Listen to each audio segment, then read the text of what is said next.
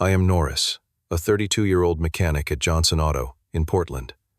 I specialize in luxury European cars, something I take pride in despite my small apartment across town. 3 years ago, Amanda brought her BMW in for repairs. Her auburn hair and confident smile caught my eye immediately. We fell in love quickly, and after 2 amazing years together, I proposed. Everything seemed perfect until last month, when she suggested something that shattered my world. She wanted an open relationship, but only for herself because I am just a mechanic. Let me know where you are watching from and hit that like and subscribe button before I share how my heart was broken and what I learned about self-worth. I come from a blue-collar family in Oregon. My father was a mechanic too, teaching me everything he knew about cars since I was old enough to hold a wrench. He always said, "A good mechanic is an artist," and problem solver rolled into one. Those words stuck with me through the years. After graduating high school, I started as an apprentice at a local garage at 18. I spent every spare dollar on tools and certification courses. While friends were partying on weekends, I was studying automotive manuals and practicing repairs on junk cars I bought cheap. By 25, I had specialized in European luxury vehicles and landed a position at Johnson Auto, one of the most respected shops in Portland. The day Amanda walked into the shop changed everything. She drove a sleek black BMW 3 Series that she said was making a mysterious noise when accelerating. Her auburn hair was perfectly styled, and she wore a designer blazer over a silk blouse with tailored pants. Everything about her screamed success. While I checked her car, she mentioned she had graduated from Northwestern with a marketing degree and was now an executive at a local advertising firm. I found the issue quickly, a loose heat shield causing the rattle, but spent extra time making sure everything else was perfect. Something about her made me want to impress her. When I explained the problem and fix in detail, she seemed genuinely impressed by my knowledge. A week later, she returned, claiming her car was making another noise. I found nothing wrong but suggested a preventative maintenance check just to be thorough. The third time she came in for a very minor issue, my coworker Jake nudged me and whispered, "Dude, she is not here for car problems." After fixing that non-issue, I finally gathered the courage to ask her out for coffee. Her face lit up. "I would love that. Are you free Saturday?" Our first date at Groundwork Coffee turned into a 4-hour conversation. We discovered shared interests in hiking classic movies and a love for trying new restaurants. She laughed at my jokes and seemed fascinated by my stories about bizarre car problems I had fixed. I was equally captivated by her marketing campaigns and creative approach to business challenges. Soon we were spending every weekend together. We hiked trails in the Columbia River Gorge, explored Portland neighborhoods, and spent evenings trying local breweries. I introduced her to my favorite hole in the Wahlburger joint, and she took me to my first fine dining experience. The differences in our lifestyles were obvious, but seemed charming rather than problematic. I worried sometimes about the disparity between her downtown luxury condo and my modest 1-bedroom apartment in a working-class neighborhood. My living room doubled as my home office with car magazines stacked next to repair manuals. The first time she visited, I spent hours cleaning hiding tools and buying new dishes. To my surprise, she said she found my place cozy and authentic. "I love that everything here reflects your passion," she said, picking up a model car I had assembled. "You have no idea how many people I know with expensive, soulless apartments that tell you nothing about who they are." Those words reassured me. Amanda seemed to value passion and authenticity over status, which made me fall even harder for her. After 6 months of dating, I took Amanda to meet my parents for Sunday dinner. Mom made her famous pot roast and embarrassed me with childhood stories. Dad and Amanda bonded over their shared love of classic movies. By the end of the evening, Mom hugged her goodbye and whispered loud enough for me to hear, "He is a good man just like his father. I hope we see more of you." When I asked about meeting her family, Amanda always had an excuse. "They travel a lot. They are so busy with charity events. The timing is not right." I brushed aside my concerns, focusing instead on building our relationship. At the 2-year mark, I knew Amanda was the one. I worked extra shifts for 3 months to save for a diamond ring. It was not the largest stone, but it was a full carat with excellent clarity. The jeweler assured me it was an impressive engagement ring. I planned the proposal carefully. We hiked to Multnomah Falls, the site of our first outdoor adventure together. As the waterfall thundered behind us, I dropped to one knee and asked Amanda to be my wife. Her eyes filled with tears as she nodded and whispered, "Yes." That evening over champagne, we discussed wedding ideas. Amanda talked about a vineyard ceremony designer dress and at least 150 guests. I worried silently about costs, but focused on her happiness. When I tried discussing dates, however, she changed the subject. "We should meet each other's families first before setting anything in stone," I suggested. She sighed. "You are right. Let me talk to my parents about dinner next month." I did not recognize it then, but her hesitation was the first crack in what I thought was our perfect relationship. 6 months into our engagement, Amanda finally arranged dinner with her parents at their West Hills mansion. The house was intimidating with its sweeping driveway, marble entryway, and view overlooking the entire city. I wore my nicest button-down shirt and slacks, but felt underdressed the moment her father, Richard, opened the door in a tailored suit, just for a family dinner. Richard Blackwell was a commercial real estate developer trim and distinguished with silver hair and a firm handshake.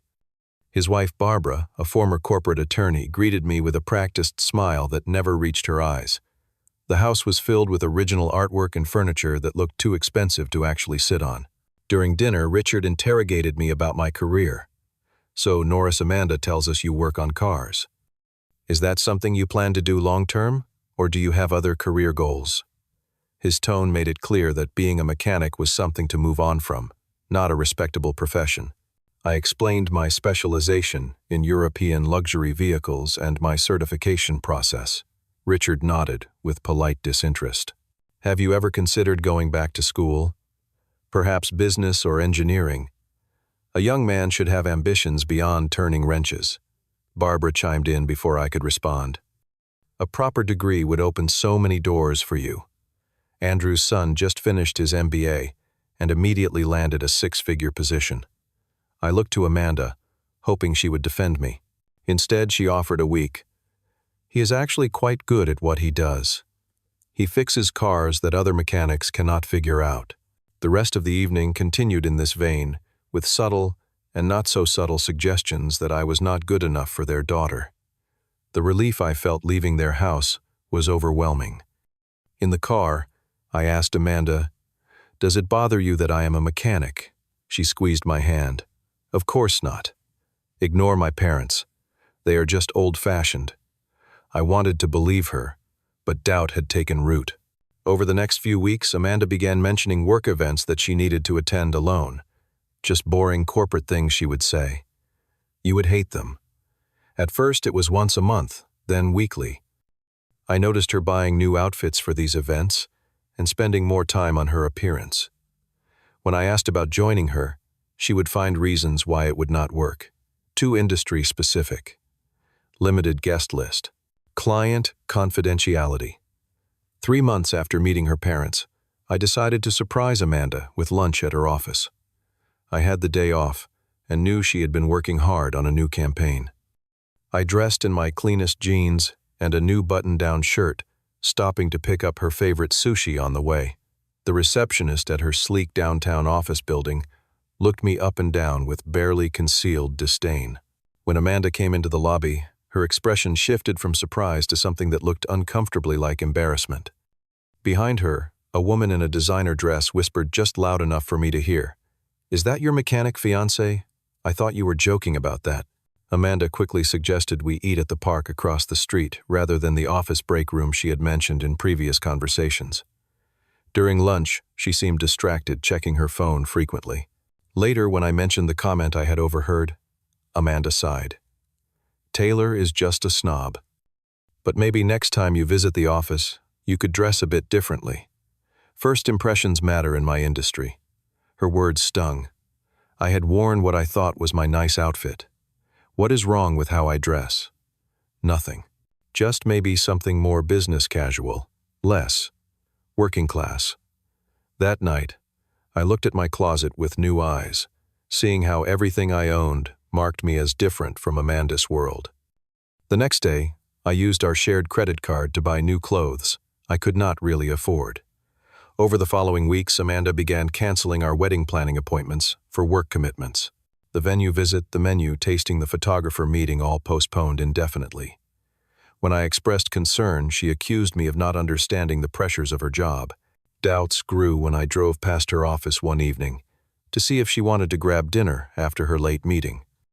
I saw her leaving the building with a tall, well-dressed man who helped her into his Mercedes. They were laughing together in a way that seemed intimate. Around this time, I began noticing a name appearing frequently in her text notifications: Jackson.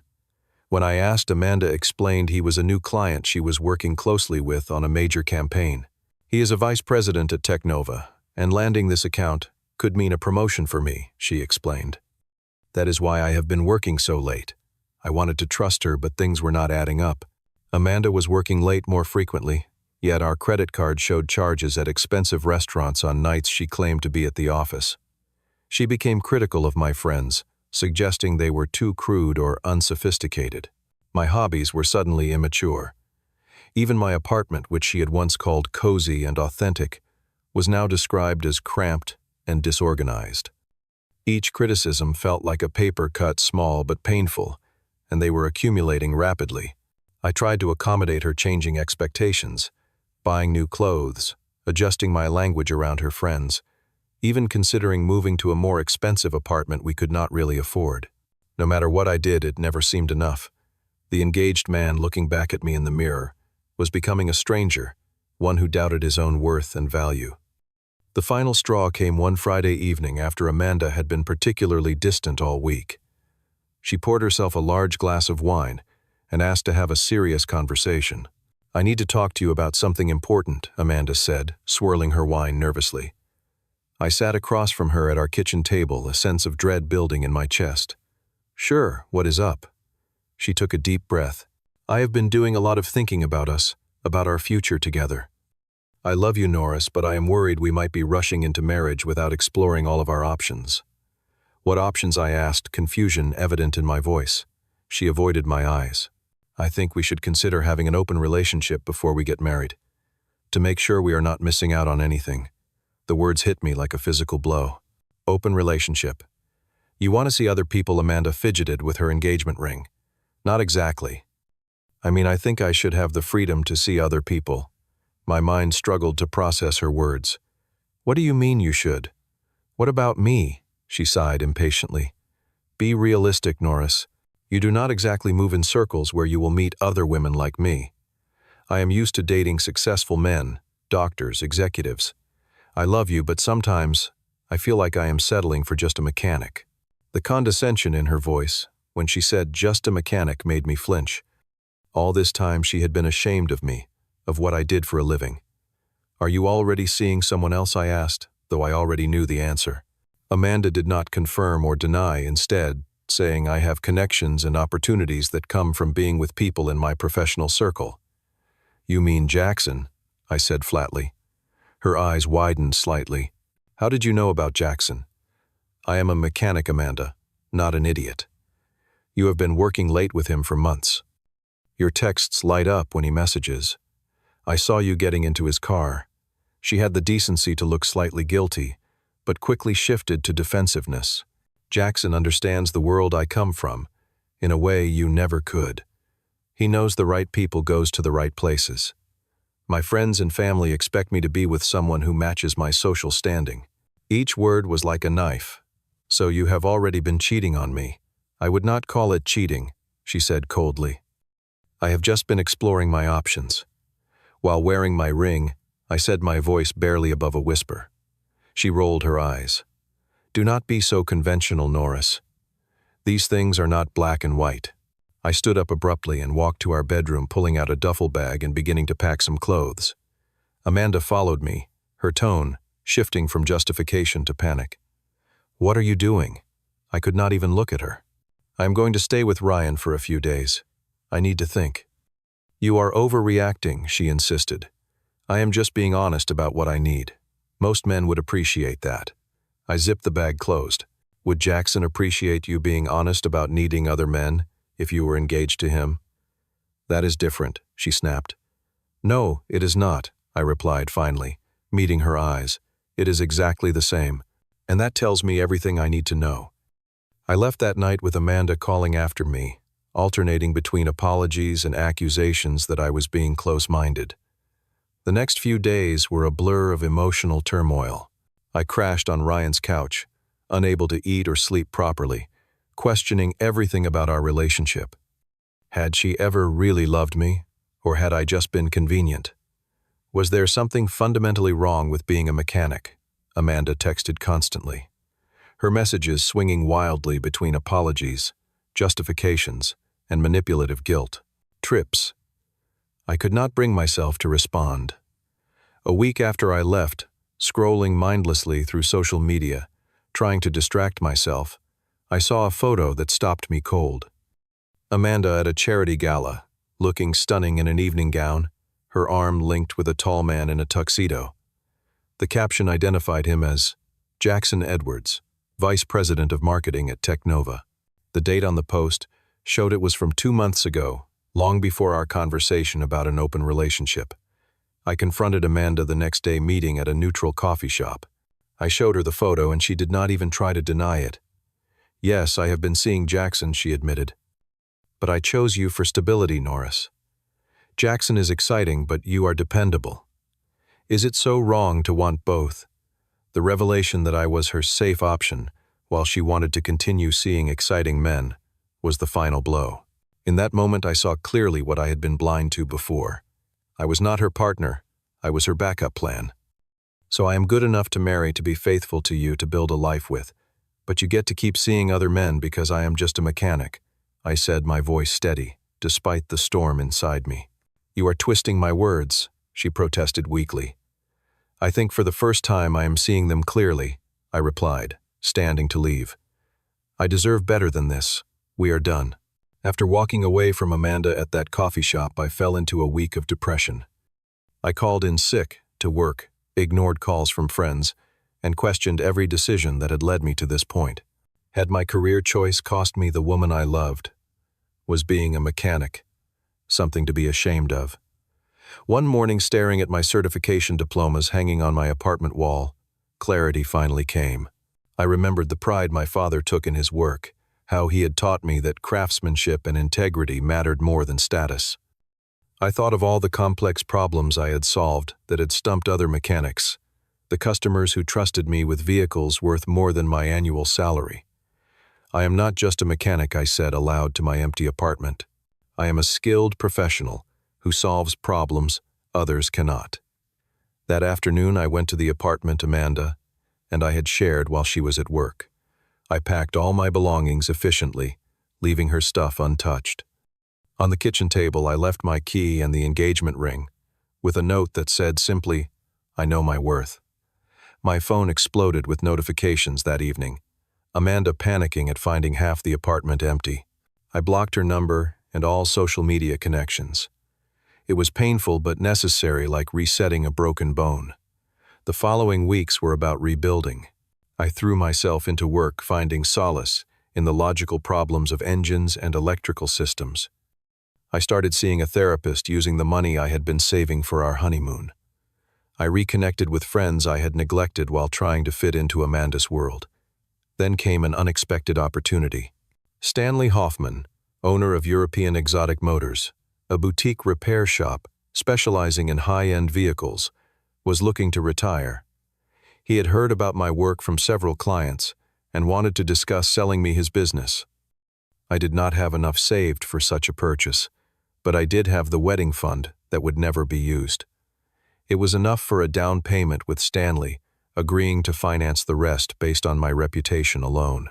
The first months of business ownership were terrifying and exhilarating. I worked 16-hour days handling both repairs and administrative tasks. I learned about taxes, marketing, and inventory management through trial and error. Slowly, the business stabilized. Wealthy clients began specifically requesting my services, appreciating my attention to detail and honest assessments. I hired 2 apprentices and moved into a slightly larger apartment. For the first time in my adult life, I felt true pride in what I had built. 6 months after our breakup, I ran into Amanda at my favorite coffee shop. She looked the same, yet somehow different, less confident perhaps. She did a double take when she saw me clearly, not expecting to encounter me there. "Norris, you look good," she said, eyeing my new watch and tailored casual clothes.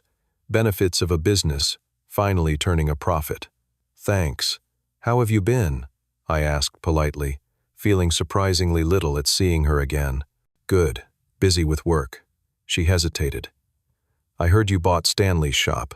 That is impressive." I nodded. "It has been challenging but rewarding. I have clients coming from Seattle and Boise now."